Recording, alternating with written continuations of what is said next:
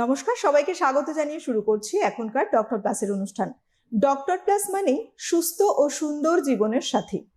আজকের বিষয়টি এমন একটি বিষয় যে বিষয় সাধারণত প্রত্যেকেই চান সচেতন থাকতে এবং সঠিক সময়ে ট্রিটমেন্ট নিতে, কিন্তু তারা জানেন না যে কিভাবে তাদের ট্রিটমেন্ট নেওয়া উচিত, কোনটা সঠিক সময় এবং কোন প্রসেসে তারা এগোবেন, কোন ডক্টরের কাছে যাবেন।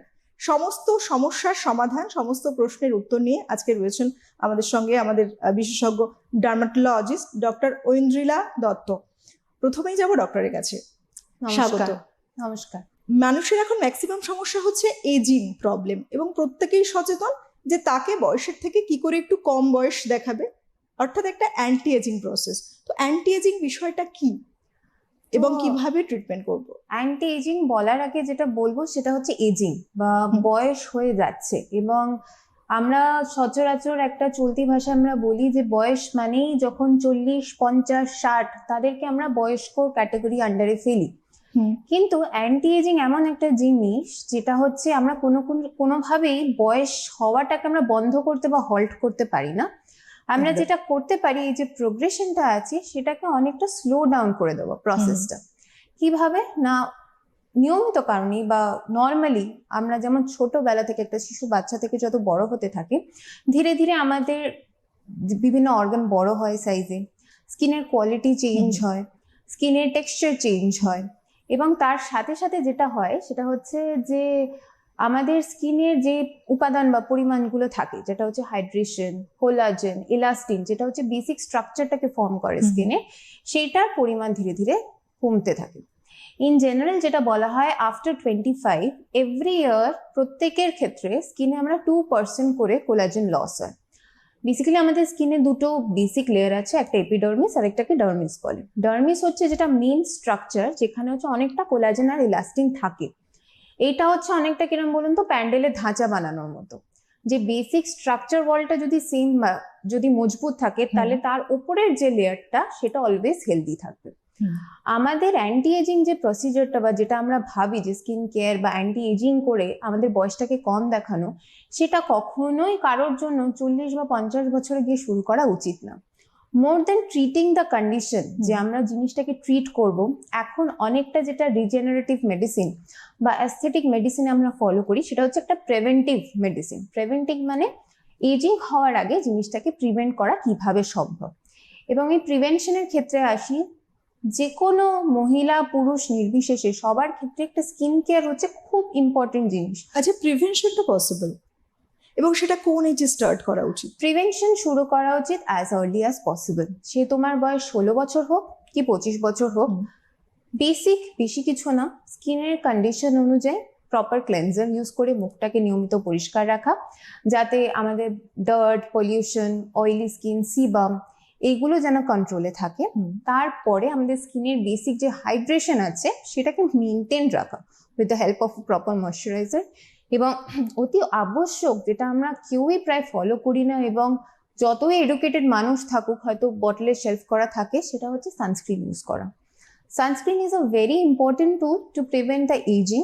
ওয়াই? বিকজ আমাদের ডেইলি এক্সপোজারে আমরা যে সানের এক্সপোজারটা হচ্ছে, ইউভিএ অ্যান্ড ইউভিবি যে রে এক্সপোজারটা হচ্ছে, দ্যাট বেসিক্যালি গিয়ে স্কিনের ডিএনএ কে বারবার ট্রিগার করে, এবং ডিএনএ তাতে খারাপ হয়ে যায়। ধীরে ধীরে ডিএনএ খারাপ হয়ে যাওয়ার জন্য স্কিনের যে সেলগুলো আছে সেগুলো মরে যেতে শুরু করে, এবং গ্র্যাজুয়ালি আমরা দেখতে পাই স্কিন খুব ডাল হয়ে যাচ্ছে, একটা পিগমেন্টেশন চলে আসছে টেম্পল এরিয়াতে আর ফোরহেডে, মুখের আশপাশে একটা কালো ভাব চলে আসছে, স্কিন কুচকে যাচ্ছে। এইগুলো সবকটাই কিন্তু একটা এজিং এর লক্ষণ। তাই বাড়িতে মেডিকেটেড যে সানস্ক্রিন হয়, specially with SPF at least 50 and PA++, যেটা হচ্ছে ব্রড স্পেকট্রামকে কভার করে, সেই ধরনের সানস্ক্রিন ইউজ করা উচিত প্রত্যেক টাইমে। যেটা আমরা বলি যে এই দুটো যে ফিঙ্গার থাকে, এই দুটো ফিঙ্গার লম্বালম্বি ভাবে নিলে যতটা সানস্ক্রিন হয়, বা হিসাব মতো দেখালে যেটাতে আমরা চায়ের চামচ বলি, সেইটা যতটা ক্রিম মানে কোয়ান্টিফাই করে, সেই গোটাটাই সানস্ক্রিন হিসাবে ইউজ করতে হবে এভরি অ্যাপ্লিকেশন। কোয়ান্টিটিটাও একদম ঠিক ওটাই এক্সাক্ট ফলো করতে হবে। That is a basic minimum. কেউ যদি এইটুকু সানস্ক্রিন লাগায় বা আমরা ক্রিম লাগানোর মতো হচ্ছে একটুখানি লাগাচ্ছি, সেটা কিন্তু অ্যাকচুয়ালি নট সাফিসিয়েন্ট। সেটা হতেই পারে যে হ্যাঁ যতটুকু কভার করে গেল ফেস, হিসাব মতো আমার হাতে এইটুকু জায়গা জুড়লে একটা কয়েন, 1 টাকার কয়েন রাখলে যতটা সার্কামফারেন্স কভার করে, পরিধি কভার করে, অতটা শুড বি অ্যাপ্লাই। তবে গিয়ে সেই সানস্ক্রিনটা আপনার সানস্ক্রিনের কাজ করছে বা স্কিনকে প্রোটেক্ট করছে। আচ্ছা, এটা হচ্ছে খুব বেসিক জিনিস। যার যেরকম স্কিনের টাইপ, অয়েলি হোক বা কেউ ধরুন স্পোর্টসে আছে বা সুইমিং এ আছে বা ড্রাই স্কিন আছে, সেই অনুযায়ী সানস্ক্রিন চুজ করা উচিত, এবং সেটা আপনার যিনি ডার্মাটোলজিস্ট আছে আপনার স্কিনের কোয়ালিটি দেখে আপনাকে বলে দেবে। সেখানেও সাজেশন মেনে একজন Obviously, প্রপার একজন suggestion থাকবে। ডার্মাটোলজিস্টের কাছে যাওয়া এবং সে কি ইউজ করবে তার স্কিনের টাইপ অনুযায়ী Type তাকে ইউজ অনুযায়ী করতে সেটাকে হবে। চুজ করে, এবং প্রত্যেক 4 ঘন্টায় সেটাকে রিঅ্যাপ্লাই করতে হবে। আমরা ইন্ডিয়াতে যে বেল্টটাতে পড়ি সেখানে সানার এক্সপোজারটা ইজ ভেরি হাই, তাই 4 ঘন্টা পরে আমরা সকালে যতটাই লাগাই না কেন সেটা কিন্তু স্কিনে আর থাকবে না, সেটা অলমোস্ট গন। তাই সকাল 8টায় লাগালে দুপুর 12টায় আবার লাগাতে হবে, আবার 4টে বা 3টে নাগাদ আরেকবার লাগাতে হবে। তাতে যদি কেউ শুধু এই বেসিক জিনিসটা ফলো করে, দ্যাট ইজ আ ক্লেনজার বা আমরা মুখ ধোয়া ফেস ওয়াশ, তারপরে ময়শ্চারাইজার অ্যান্ড সানস্ক্রিন, এটা যদি বেসিক কেউ 18-19 বছর থেকে ফলো করে, তাহলে এজিং ব্যাপারটা কিন্তু অনেকটাই প্রতিরোধ করা যায়। আচ্ছা, এবার যদি বলি ক্লিনজারের কথা, ন্যাচারালি মার্কেটে তো নানা রকম ব্র্যান্ডেড ক্লিনজার রয়েছে। একদম। চুজ যখন করবে কোনো মানুষ, কিসের উপরে বেস করে চুজ করা উচিত, তার জন্য কোনটা যায়? দেখুন, ক্লেনজার কাজ কিন্তু শুধুমাত্র ফেসটাকে ক্লিন রাখা, শুধুমাত্র যে ডার্ট আর পলিউশনটা হচ্ছে সেটাকে তুলে নেওয়া, এমন কিছু ইউজ করা উচিত নয় স্কিন অনুযায়ী, যেটা হচ্ছে আমাদের স্কিনের যেটা ন্যাচারাল কম্পোনেন্ট। স্কিনে কিন্তু অয়েল থাকবে, সিবাম কিন্তু থাকবে, কিছু কমেন্সাল ব্যাকটেরিয়া যেটা স্কিনের উপরে অলওয়েজ থাকে তারা কিন্তু থাকবে। তাই বিভিন্ন আমরা মার্কেটে এখন দেখি যে অ্যাক্টিভস বা এই উপাদানটা আছে বা এটা অ্যাকনির জন্য ভালো, বেশি পরিমাণে এমন কিছু না ইউজ করতে উইদাউট নলেজ, যাতে কিনা আমি স্কিনের ড্যামেজ করছি। এমন কিছু মাইল্ড ক্লেন্সার ইউজ করা যেটা স্কিনের পিএইচটাকে ব্যালেন্স করে, এবং যদি কোনো ডার্মাটোলজিক্যাল ইস্যু থাকে that is related to acne বা সেন্সিটিভ স্কিন, তাহলে always consult your dermatologist, depending কি ধরনের অ্যাকনি বা পিম্পল হচ্ছে বা কি ধরনের সেন্সিটিভ স্কিন আছে, এবং সেটার উপর ডিপেন্ড করে ফেস ওয়াশ চুজ করা। বিকজ আমরা শুধু উপরটা দেখি যেটা ব্র্যান্ডিং করা থাকে, যেটা পিম্পলের জন্য বা এটা ড্রাই স্কিনের জন্য। মোস্ট ইম্পর্টেন্ট হচ্ছে পিছনের ইনগ্রেডিয়েন্ট লিস্টে কি কি জিনিস রয়েছে, এবং সেটা কার ক্ষেত্রে প্রযোজ্য সেটা কিন্তু আপনার ডার্মাটোলজিস্টই একমাত্র বলতে পারবে। এক্স্যাক্টলি, সাধারণ মানুষের পক্ষে বোঝাই সম্ভব নয়। একদম। অথচ তারা চাইছেন যে তাদের একটু ইয়াং দেখাবে ন্যাচারালি, এবং তাদের বয়সটা যে পরিমাণে বাড়ছে, যেভাবে বাড়ছে, চামড়াটা একটু কোচ পড়ে গেছে, তারা চাইছেন যে একটা প্রপার ওয়েতে ফলো করবেন স্কিনের জন্য কিছু, তখন কিন্তু একমাত্র হেল্পিং হ্যান্ড হিসেবে ডার্মাটোলজিস্ট। আদারওয়াইজ নিজেকে কোনো রকম ভাবে কোনো কিছু ইউজ করাটা ঠিক নয়। এবং সেটা কিন্তু শুধু ক্লেনজার না, ময়শ্চারাইজার, সানস্ক্রিন বা যে কোনো ধরনের সিরাম, এখন তো বাজারে না হয় 1000 থেকে 50,000 সিরাম রয়েছে, এবং সবাই বলে গ্লো দেবে। অ্যাকচুয়াল গ্লোটা কি সেটা বোঝানো as a dermatologist to my patient হচ্ছে আমার কাজ। যে গ্লোটা কিন্তু ভেতর থেকে আসে, ওপর থেকে শুধু চকচক করে আসে না। স্কিনটাকে হাইড্রেট রাখা ভীষণ প্রয়োজন, ভীষণ প্রয়োজন। খুব মিসকনসেপশন থাকে আমার পিম্পল হচ্ছে বা অয়েলি স্কিন, আমি ময়শ্চারাইজার ইউজ করবো না। তো এই অনেক ধরনের ছোট ছোট মিথস থাকে যেগুলোকে প্রথমে ব্রেক করাটা খুব দরকার, এবং সেটার সাথে যদি অলরেডি পিগমেন্টেশনের ছাপ বা বয়সের ছাপ পড়তে থাকে, তার জন্য অনেক প্রসিজার বা অনেক কিছু এখন আমাদের হাতের মুঠোয় বলতে গেলে, যেটার আপনি মানে রেজাল্ট বা সঙ্গে সঙ্গে আপনি তার কোনো রকম সুরাহা চান, সেটাও এখন পসিবল। একজন ডাক্তার যেটা বোঝে যে স্কিনের কি লেয়ার্স রয়েছে এবং কোন লেয়ারে কোনটা থাকে, সেটা কিন্তু অন্য কেউ জানতে পারবে না। সেটার পিছনে অনেকটা পড়াশোনা রয়েছে, এবং জানা যে কার জন্য কোনটা দরকার। বিভিন্ন প্রসিজার যেমন হাইড্রোফেশিয়াল, অক্সিফেশিয়াল, অক্সিজেনোফেশিয়াল, কিউ সুইচ লেজার, এইগুলো যেগুলো আছে, এগুলো এখন সচরাচর আমরা দেখি যে কম পয়সার দরুন বা এখানে এত টাকা লাগছে, XYZ অ্যামাউন্ট লাগছে, আমরা তাকে 50% দিয়ে দেবো, 80% দিয়ে দেবো। আচ্ছা, আপনারা নিজেরাই ভাবুন তো, এমন কোনো জিনিস কেউ কি নিজের পকেট থেকে টাকা বার করে দেবে যে আপনাকে এতটা ডিসকাউন্ট করে দেবে? এক্স্যাক্টলি, কখনোই পসিবল নয়, কখনোই পসিবল নয়। এবং তারা কি ইউজ করছে, কি লেজার ফেসের জন্য ইউজ করছে, কোনটা করলে আপনার ভালো হচ্ছে, তাতে ফেস ড্যামেজ হচ্ছে কিনা, সেটা কিন্তু পেশেন্টের আগে অবগত হওয়া উচিত, এবং সেই অনুযায়ী ট্রিটমেন্ট চুজ করা উচিত। বিয়ের ঠিক 3-4 দিন আগে পুরো ফেস পুড়ে এসছে, পুড়ে গেছে, কালো হয়ে গেছে, চামড়া উঠে গেছে, এবং সেটা ভীষণ নর্মাল। তাই এইটুকু অলওয়েজ রিকোয়েস্ট থাকবে যে যদি কোনো রকম ট্রিটমেন্ট করাতে চান, অ্যাটলিস্ট এমন একজন সেন্টার থেকে করান যেখানে নিয়মিত ডাক্তাররা বসে এবং এটা একটি ডাক্তারের ক্লিনিক। এক্স্যাক্টলি, এটা খুব গুরুত্বপূর্ণ একটা কথা। এবং আমাদের সঙ্গে এই মুহূর্তে রয়েছে ডার্মাটোলজিস্ট ডক্টর ঐন্দ্রিলা দত্ত। উনি কিন্তু বসছেন ডক্টর প্লাসে। ডক্টর প্লাসে কিভাবে আসবেন বলে দিই, বিরাটি মিনি বাস স্ট্যান্ডের ঠিক অপোজিটে এখানে পাবেন ডক্টরকে। কবে এবং কটা থেকে কটা চেম্বার করছে পুরোটাই জানতে পারবেন টিভি স্ক্রিনে দেওয়া ফোন নাম্বারে। তাই এদিক ওদিক না ঘুরে যাওয়া উচিত একজন প্রপার ডার্মাটোলজিস্টের কাছে। তাই বলবো যে আপনারা যারা এই অনুষ্ঠান দেখছেন, সবটাই পসিবল আজকের সময় দাঁড়িয়ে স্কিনের যত্ন নেওয়াটা। আপনার যেরকম মনে হয় একটা রুটিনের মধ্যে পড়ে গেছে, কিন্তু সঠিকভাবে কি রুটিনটা ফলো করছেন, এটা ভীষণ ইম্পর্টেন্ট। আর যদি রুটিনটা সঠিকভাবে ফলো করছেন বলে মনে হয়, তাহলে নানা রকম কমপ্লিকেশনস দিনের পর দিন চলে আসছে স্কিনে। এটাই বা কেন? এই প্রশ্নগুলো যদি আসে, প্রথমেই বলবো একজন প্রপার ডার্মাটোলজিস্টকে দেখিয়ে নিন অ্যাপয়েন্টমেন্ট করে। আর অবশ্যই আমাদের ডক্টর প্লাসে আসতে গেলেও কিন্তু অ্যাপয়েন্টমেন্ট করেই আপনাকে আসতে হবে। এবার আসি যে দেখা যায় বেশিরভাগ মানুষ ট্রিটমেন্ট নিচ্ছেন, ট্রিটমেন্ট করাচ্ছেন, কিন্তু প্রচুর পরিমাণে পিম্পলস হচ্ছে। এর কারণটা কি এবং এর জন্য কি ট্রিটমেন্ট আছে? প্রথম কথা, এর কারণ হচ্ছে যে নিজের স্কিনকে না বোঝা। আপনার স্কিন কিরকম এবং কি ধরনের ট্রিটমেন্ট নিতে পারবে, সেটা হচ্ছে খুব ইম্পর্টেন্ট জিনিস। আজকে আমি দেখলাম, আমার নিজেরও খুব অ্যাকনি হয়, আজকে আমি দেখলাম যে একটা নতুন 5,000 কি 6,000 টাকা দামের একটা সানস্ক্রিন এসছেন, আমি মুখে লাগিয়ে নিই, আমার স্কিন খুব ভালো লাগবে এবং ভালো প্রোটেক্টেড থাকবে, সেটা কিন্তু নয়। সুতরাং কি প্রোডাক্ট ইউজ করছেন আর কি স্কিন কেয়ার হিসেবে ইউজ করছেন, নাম্বার 1 খুব important.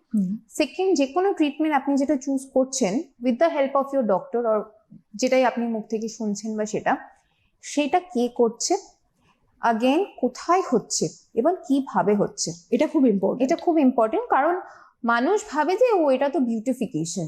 It's not beautification. Anything যেটা স্কিনের ফার্স্ট লেয়ারের পরে সেকেন্ড লেয়ারে যাচ্ছে, ইট বিকামস ইনভেসিভ। এবং সেই জিনিসগুলো স্টেরিলিটি মেনটেন করে হচ্ছে কিনা, হাইজিন মেনটেন করে হচ্ছে কিনা, একটা হাইড্রোফেশিয়াল মেশিন সেটা প্রত্যেক মাসে মাসে সেটা ক্লিনিং হয় কিনা, যে পাইপ আছে সেটা চেঞ্জ হচ্ছে কিনা, তো সেইগুলো হচ্ছে খুব ম্যাটার করে। এবং সব থেকে ইম্পর্টেন্ট, বহু মানুষ তো ট্রিটমেন্ট নিচ্ছে, বহু মানুষ প্রত্যেক দিনে 5-6টা করে হাইজিন সেখানে মেনটেন হচ্ছে। এবং তারপরে হচ্ছে যে আপনি যে ফাইনালি যে ট্রিটমেন্টটা নিচ্ছেন, কি প্রোডাক্ট ইউজ করা হচ্ছে, যে জিনিসটা, যে অ্যাক্টিভ ইনগ্রেডিয়েন্টটা ইউজ করা হচ্ছে, বা যে কোনো সিরাম বা যার উপর বেস করে ট্রিটমেন্ট হচ্ছে, সেটা কি জিনিস। এবং সেটা কখনোই আপনারা পেশেন্টরা হয়তো বুঝবে না, কিন্তু সেটা একজন ডাক্তার বা যে প্রোডাক্টটা যেটা ইউজ করছে, যার জন্যই এত ক্লিনিক্স বা এত সেন্টার থাকা সত্ত্বেও কিছু কিছু জায়গা থেকে এসেই পেশেন্টরা কিন্তু লাভবান হয় এবং তারা পুনরায় ওই জায়গা থেকে ট্রিটমেন্ট করান। একদম তাই। এবং ডক্টর প্লাসে দেখা যায় যে এরা যারা অ্যাপয়েন্টমেন্ট করাচ্ছেন, এটা কিন্তু একটা লম্বা সময় দেখা যায় যে তারা অলরেডি ওয়েট করছেন, কারণ এখানে প্রচুর পরিমাণে মানুষ আসেন ট্রিটমেন্ট করাতে। তাই আপনিও যদি মনে করে থাকেন আপনার কোনো ডার্মাটোলজিস্টকে দেখাতে হবে, প্রপার ওয়েতে ট্রিটমেন্ট নিতে হবে, আপনি আপনার এজিং প্রসেসটাকে স্লো ডাউন করতে চাইছেন স্কিনের, এবং একটা প্রপার ট্রিটমেন্ট চাইছেন যাতে আপনি স্কিনটাকে বেশ দেখতে পান হেলদি এবং গ্লোয়িং, তার জন্য এদিক ওদিক কোথাও না ঘুরে আমার মনে হয় ডার্মাটোলজিস্টকে দেখিয়ে নেওয়া উচিত। আজকে থেকেই প্ল্যানিং করুন। স্কিন নিয়ে নানা মানুষের নানা প্রশ্ন থাকে, এটা একটা লম্বা প্রসেস। আমাদের সঙ্গে আজকে আরও একটা টপিক আমরা রেখেছি অলরেডি, হেয়ার। এবার একটু হেয়ারে আসি। যদি হেয়ারের কথা বলি, সৌন্দর্য রক্ষা করতে যেমন স্কিনটা ইম্পর্টেন্ট, হেয়ারটাও একইভাবে ইম্পর্টেন্ট, সমান গুরুত্ব রাখে। তো হেয়ারে দেখা যাচ্ছে যে হেয়ারে আজকের সময় দাঁড়িয়ে অনেক সমস্যা, এক্সেসিভ একটা কন্ডিশন রয়েছে, সিভিয়ার হেয়ার ফল হচ্ছে, রয়েছে ড্যান্ড্রাফ, এই সিজনে প্রচুর পরিমাণে ড্যান্ড্রাফ হয়, এবং তার সাথে সাথে অ্যালোপেশিয়া, এবং প্রচুর পরিমাণে হেয়ার ফল করার কারণে মানুষ দাগ পড়ে যাচ্ছে মাথায়। তাদের টেনশনে রাতের ঘুম চলে গেছে, তাদের জন্য কি ট্রিটমেন্টের ব্যবস্থা আছে? স্কিন, হেয়ার সবকিছু কিন্তু একটাই ঢাঁচার মধ্যে আসে, এবং শুধু আমি সৌন্দর্যকরণ বলবো না, স্কিন আর হেয়ার কিন্তু আমাদের বডি সারফেস এরিয়ার সব থেকে ম্যাক্সিমাম এরিয়াটা কভার করে। সব থেকে লার্জেস্ট অর্গান বডির কিন্তু স্কিন, এবং এটা যেমন প্রোটেকশনের কাজ করে, তার সাথে সাথে যেটাকে আমরা খুব লেম্যান টার্মে বলি যে এটা তো একটা বিউটিফিকেশন বা একটা কসমেটিক পারপাস, সৌন্দর্য করানোর থেকেও বেশি নিজেকে আপনি কিভাবে নিজে দেখছেন এবং লোকের সামনে প্রেজেন্ট করছেন, সেটা আপনার কাজের ক্ষেত্র হোক, কোনো ইভেন্ট হোক বা পার্সোনাল লাইফে হোক, সেটা কিন্তু খুব ম্যাটার করে পেশেন্টের নিজের জন্য এবং যে আপনাকে দেখছে, যে আপনি কিভাবে নিজেকে প্রেজেন্ট করছেন in terms of as a whole skin, hair and your look and the way you behave, সেটা কিন্তু সব ক্ষেত্রে ম্যাটার সব করে। ক্ষেত্রে, এবং কনফিডেন্স এবং- লেভেল অনেক বাড়িয়ে দেয় যদি একটি মানুষ সেইভাবে এক্স্যাক্টলি। এবং নিজেকে সাজিয়ে আপনার present করে। হেয়ার, এই ক্ষেত্রে কিন্তু hair takes a lot of place, যেখানে হচ্ছে এই আপনার কনফিডেন্স ফ্যাক্টরটাকে মানে বুস্ট আপ করে দেয়। স্বভাবতই বয়সের সাথে সাথে আমার চুল পড়ে যাচ্ছে, এটা তো খুব কমন একটা প্রবলেম। সে আপনি 15 বছরের কাউকে জিজ্ঞেস করুন, সে আপনি 25 বছর জিজ্ঞেস করুন, 50 বছর জিজ্ঞেস করুন, সেটা হয়তো 100 ভাগের ক্ষেত্রে 99 ভাগ মানুষের প্রবলেম। এবং সত্যিকারের বলতে গেলে আগে যেটা আমাকে বলতাম যে টাক পড়া বা in our language androgenetic alopecia, সেই পার্সেন্টেজটা বা প্রিভ্যালেন্স রেটটা এখন অনেকটা বেড়ে গেছে। সেটা এখন হিসাবে 30 to 35% পপুলেশনে আমরা দেখতে পারি এজিএ পেশেন্ট আসছে। এবং 16, 17, 18 বছরের ছেলেরা, মানে বাচ্চা ছেলেরা আমি দেখছি গ্রেড 2, গ্রেড 3 অ্যালোপেশিয়া নিয়ে আসছে।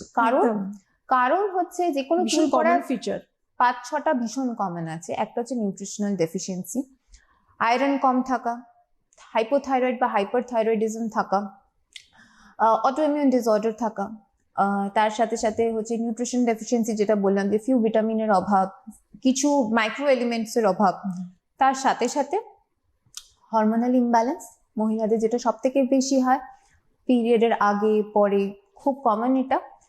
তার সাথে যদি কোনো ভেতরের ইন্টারনাল ডিজিজ থাকে, পিসিওএস বা যেটাকে বলে হাইপারট্রাইকোসিস বা হার্সুটিজম, চুল আপনার পড়বে এইগুলোতে। এবং তার সাথে সাথে বর্তমান লাইফস্টাইল যদি বলি, সেটা তো এরপরে আমি বলছিলাম, তার সাথে সাথে যেটা ছেলে বুড়ো মানুষ নির্বিশেষে আমাদের লাইফস্টাইল, স্ট্রেস ফ্যাক্টর, যেটা শুধুমাত্র মানসিক স্ট্রেস নয়, আপনার শারীরিক স্ট্রেস, মানসিক স্ট্রেস, রেস্ট না নেওয়া, ঘুম না ঠিক পরিমাণে হওয়া, জল ঠিক পরিমাণে না খাওয়া, নিজের ডায়েট ঠিক মতো ফলো না করা, কোনো রকম এক্সারসাইজ, ফিজিক্যাল অ্যাক্টিভিটি না করা। তো এইগুলো কারণ তো আছেই চুল পড়ার। এবং সত্যি কথা বলতে আমিও সব মেনটেন করতে পারি না।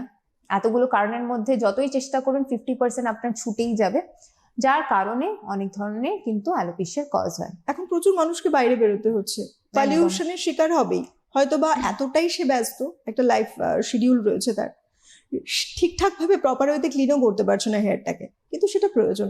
শুনবো আপনার কাছে। এটা খুব মানে ইম্পর্টেন্ট জিনিস।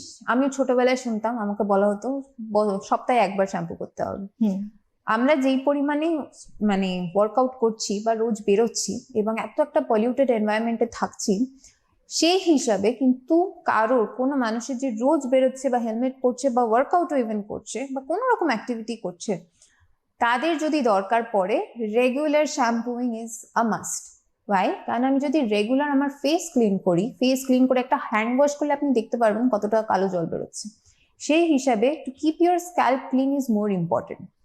এবং যত আপনার স্ক্যাল্প ক্লিন থাকবে বা মাথার তালুটা ক্লিন থাকবে, তত কিন্তু স্ক্যাল্পে বিল্ড আপটা কম হবে। স্ক্যাল্পে যেই বিল্ড আপ কম হবে, আপনার হেয়ার ফল কিন্তু স্বভাবতই অনেকটা কমে যাবে, ড্যান্ড্রফ হওয়ার টেন্ডেন্সিও কমে যাবে, ড্যান্ড্রফ হওয়ার টেন্ডেন্সি কমে যাবে, হেয়ার ফলের কমে যাবে।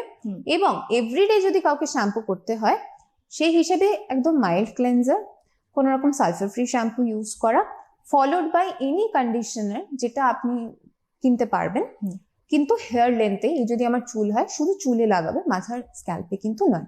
স্বভাবত আমি বলে থাকি একদিন ছাড়া ছাড়া মানুষ শ্যাম্পু করবেন, কারণ সব দিন শ্যাম্পু করা হয়তো সম্ভব হয়ে ওঠে না কাজের দরুন, কিন্তু সপ্তাহে যদি কেউ 3 বারও শ্যাম্পু করে মাথার স্ক্যাল্প ক্লিন রাখে, followed by just regular maybe a hair serum or a conditioner, শুধুমাত্র চুলের লেন্থে যাতে জট না পড়ে, এইটুকু করলে দেখবেন চুল পড়াটা অনেকটা কমছে, আপনার ড্যান্ড্রফ কমে যাচ্ছে এবং মাথার তেল ভাবটা সেটা অনেকটা কমে যাচ্ছে। ওভারঅল একটা গাইডলাইন কিন্তু আপনারা পেয়ে গেছেন অলরেডি।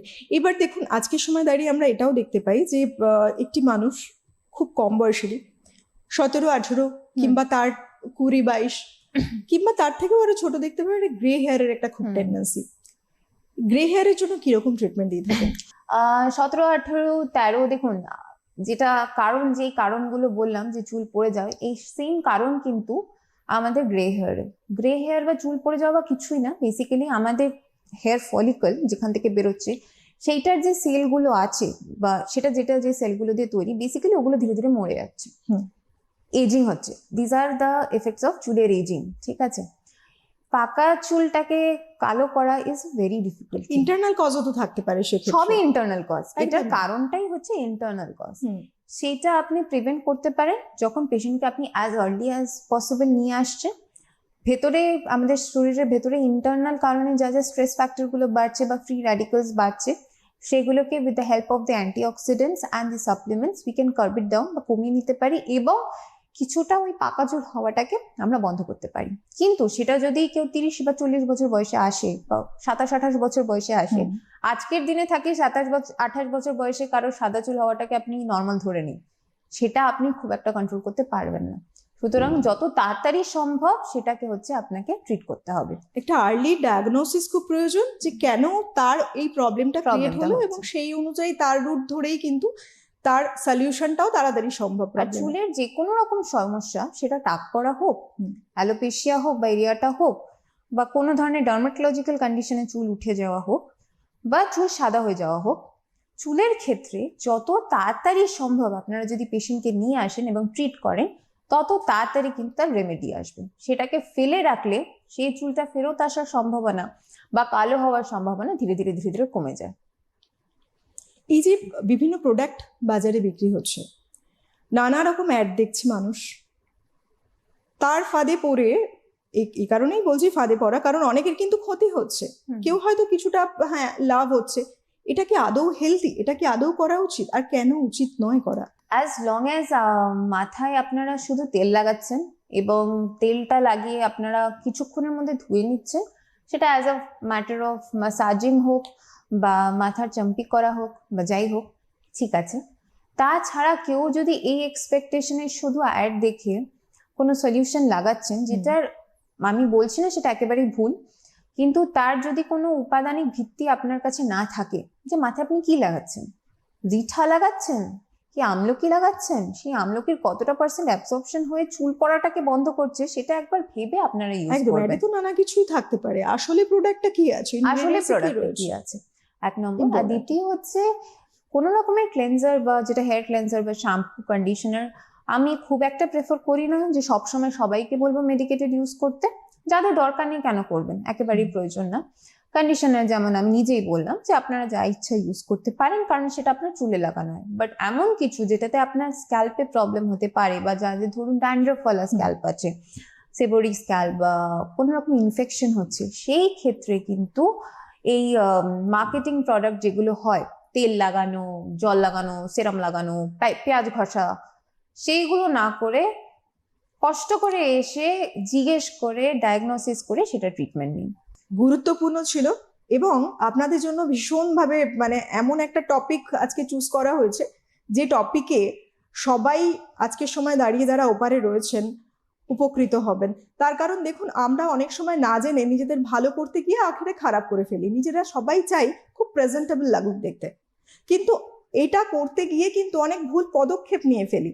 তাই সমস্ত রকম বিষয়ে অবশ্যই একজন বিশেষজ্ঞর পরামর্শ নেওয়া দরকার, তার কারণ তারা এক্সপার্ট তার নিজের ফিল্ডে, তারা জানেন আপনার জন্য কোনটা প্রয়োজন আছে, আপনার পক্ষে যেটা বোঝা সম্ভব নয়। আর সে কারণেই আমাদের এই অনুষ্ঠান, লম্বা সময় ধরে আপনাদের সঙ্গে থাকা, বিভিন্ন বিষয় নিয়ে আলোচনা করা।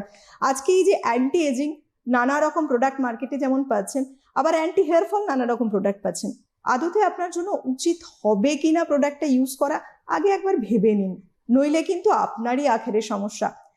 আজকের মতো এই পর্যন্ত ছিল ডক্টর প্লাস। আজকের মতো বিদায় নিচ্ছি, আবার দেখা হবে। সুস্থ থাকুন, সুন্দর থাকুন। সুস্থ এবং সুন্দর জীবনের সাথী ডক্টর প্লাস সবসময় আছে আপনাদেরই পাশে। নমস্কার।